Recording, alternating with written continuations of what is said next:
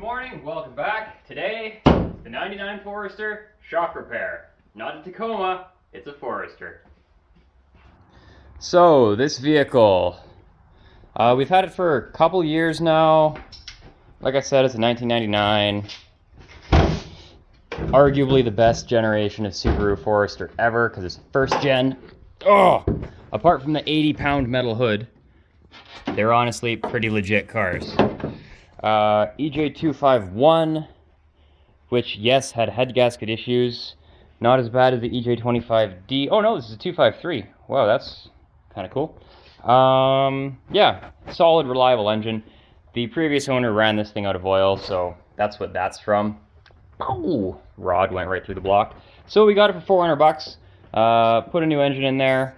New. By new, I mean like we went to pick and pull, found an engine that didn't have a whole bunch of silver in the oil, and decided to rebuild it and threw it in. So I think honestly it's like a $1,000 car at this point. And now we're gonna throw some shocks in because I don't know if you can see, but most of the shocks on this car, well, they're all original. So being that it's a 99 means they're old. But as you can tell, this one's blown. I think the back has a blown shock too. I don't know. Either way, I'm right-handed. You get the picture, right? There's a lot of body roll. It's not a complicated job. It's going to be pretty quick. I think it is right now about 12 o'clock. So I'm going to set you guys down and do a time lapse of the left side, or maybe I'll walk you through it. I'm not sure. The fastest way to do it, I find, is to take the car, put it on 4 jack stands. So 1, 2, and then the other side as well. Then all you have to do is burn out these 4 bolts, or 3 bolts, on the front and the rear. And then there's going to be 2 bolts down in here. You probably can't see that. They hold the knuckle, the spindle, to the shock. And then you got to take off the brake bolts, and do remember the ABS, because if you pinch those wires or tug them, you will cook the sensor, and they're like 500 bucks if you want them new. So they're basically junkyard specials. All right, jack points.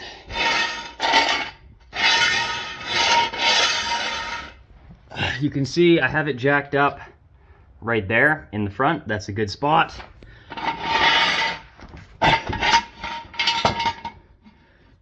I know that's not recommended. Factory recommends here. This is stronger. So that's where I use, because realistically, guys, just pick something that looks sturdy and it'll be fine. I found that the pinch welds, they don't actually work that well because it's very thin sheet metal. It's like a unibody construction. Putting it over there is better because it's got a big fat aluminum thing to disperse the load. The pinch welds do get kind of rotty eventually, and you'll fuck them up with the jack stands. So anyway, probably not recommended, but it's a solid 1/8 inch plate that hooks up to solid stuff. So I'm gonna go ahead and use it. And I've done it before, I know it's fine. So I'll do the other side, I'll drop her down, we'll fire the tires off, and then I'll touch back in with you. Always a good thing when you have a vehicle on stands, before you get under it, make sure it's not gonna fall on your head. Because I've had them do that before, not on my head, but they've started moving, and when you think it's stationary and then you think it's moving, you shit bricks.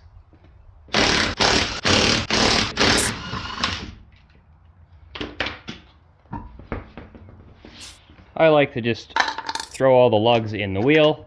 Safekeeping, can't lose it. Now you get to see what I mean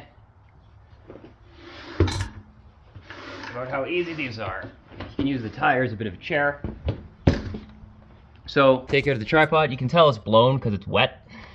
But yeah, so this is the ABS line. It runs down here. Remember to take that off because any pull tension will break it. You have your 19mm bolts here. Mark how this lines up and then eyeball it when you put it back. Everyone's going to tell you that you have to take it into a shop for an alignment. Yes, you probably should if you really care about your tires. I do, but I'm too cheap to take it to a shop, so I just use laser levels and line them up on the tires and then get it kind of mostly straight, basically. And then you can tell if you're driving, oh, it pulls this way. Well, then I have to adjust the toe to make it not. It's not rocket surgery, but it does take some time. Anyway, you'll also have to get rid of these clips. They are always a bit of a pain in the ass. because they get rusted in. This one is surprisingly quite loose, and I can just get it out with my finger. Keep that, because you'll need it, obviously. Not how it normally goes. And yeah, I'm going to put you back down on a tripod, fire this one out, and then I'll do the same on the back so you know what we're doing. And I'll check back in when we're taking the springs out and putting it on a new strut. I use ratchet straps because they're safer than spring compressors. So we took all the bolts out. Basically just wiggle it back and forth, support it. Be careful of that ABS line. And then there you go. You got your shock. You can tell this one's also leaking. 2 front shocks are out. So now we will move to the rear of the vehicle. Man, these are awesome cars. They've aged so well. This just lifts up and it comes out. And then there you go, strut tower. So once again, if you missed that, just get your hand in there. Just lift. Use a screwdriver, whatever. Flip this up. Strut tower. You can just fire that out with a 12 mil on an impact wrench. So also, another awesome thing about these cars, if I can find, before I had a big impact wrench, I just had one of these. And honestly, you can loosen like 90% of bolts on these cars with one of these, and you just use a 1/2 inch adapter and a big socket. Even bolts like this. Obviously, I was very shocked to find that out because most guys just jump right to the big impact wrench, but you don't honestly need it.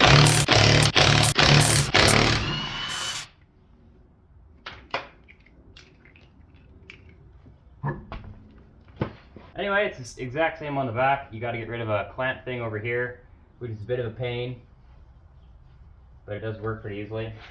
And you got to get rid of these, which actually it fits okay on the first gen too.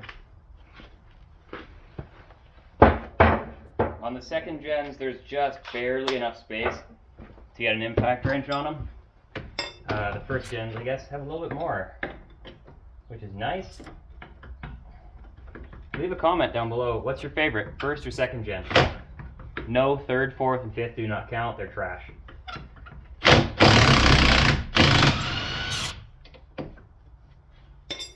No, they're not trash. Okay, I would love to take an FA series engine and drop it into one of these old chassis.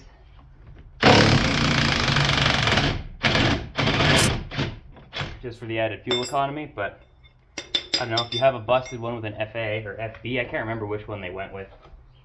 Let me know. I'd love to make a video series about doing the swap. But the real swap is I want to do an EZ30 from the 6-cylinder from an Outback. So if anybody has one of those, do let me know. I would love to swap one of those and do a Forester. Alright, well, interesting. These shocks are actually quite new in the back. Or at least this rear passenger side is. And it's definitely not an OEM shock. This is a spacer. The OEM ones are not set up like this. And I looked at this code and it says 2017. So that means it's only 6 years old. And I've had it sitting for like 2 years essentially. So it's like a 4-year-old shock. So in other words, I'm not going to replace them. So you'll remember that we smoked the oil pan of this thing. We still haven't fixed it because we've just been busy with life. Also, we haven't needed to. Like, this has now been, I don't know, 2 or 3 weeks and it's not leaking. We have bigger oil leaks from somewhere else. So, yeah, pleasantly surprised there. Match up your shocks, and then you basically take everything from here and put it on here. So I'll set you down on a tripod. Break it loose when it's got tension on it. But be careful you don't get it all the way loose, otherwise, bam, right into your face. And that would hurt, obviously. Take your ratchet straps, and yeah, so you just cinch it down like this. I like to go until the pressure is off, basically, and you can freewheel the top half. Other side, just work it down, one click at a time, basically.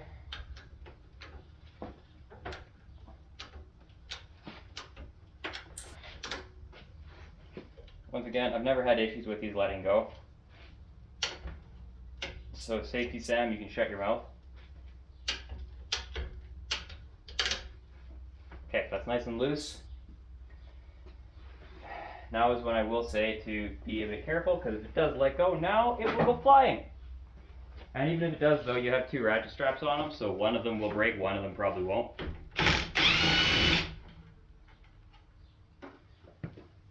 Danger zone. These don't usually stick so much. Okay, there you go. Top pad is now removed.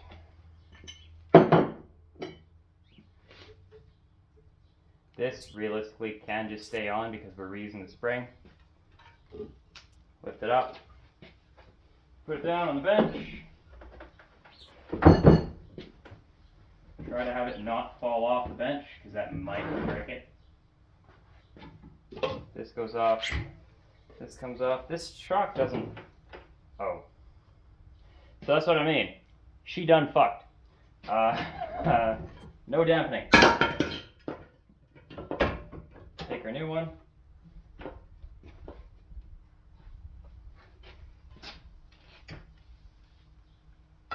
Grab our spring. Just like this. Nice.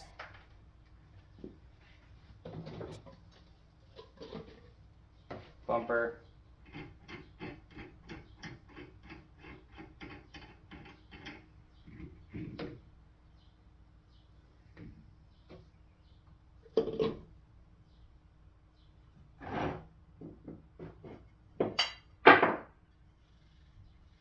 You can line this up because there's like dimples and holes, you see?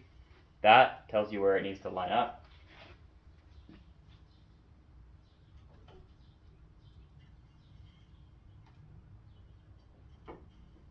Just like that.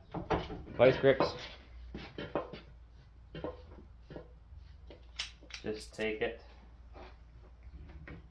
pull the shock up.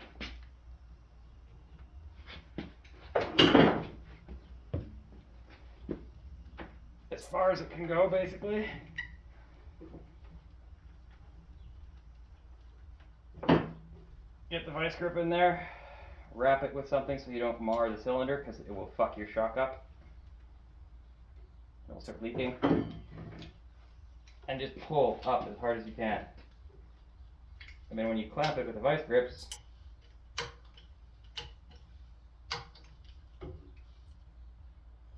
well, ideally if you do it right,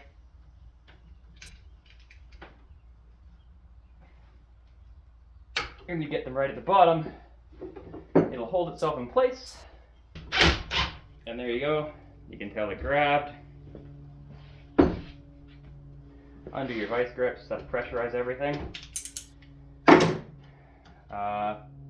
Double check it's all lined up nice.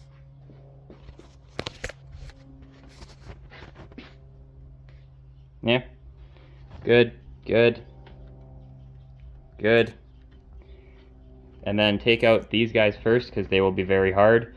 Take out the other ones, chase it down, throw it back in the car. Repeat 4 times.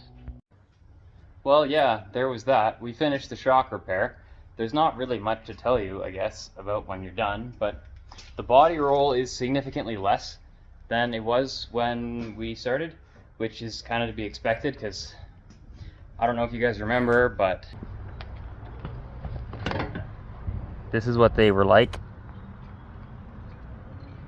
So, you know, there's basically no dampening on either side. So, you know, that's gonna influence things quite significantly.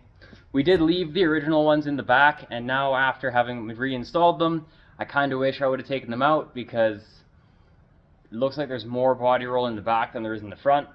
But then again, like the sway bar in the back, you've seen how it was compared to the 03. It's way skinnier, so maybe we'll go to the junkyard and rip a sway bar off an 03 and shoehorn it in to make it fit. That'll stiffen it up quite a bit.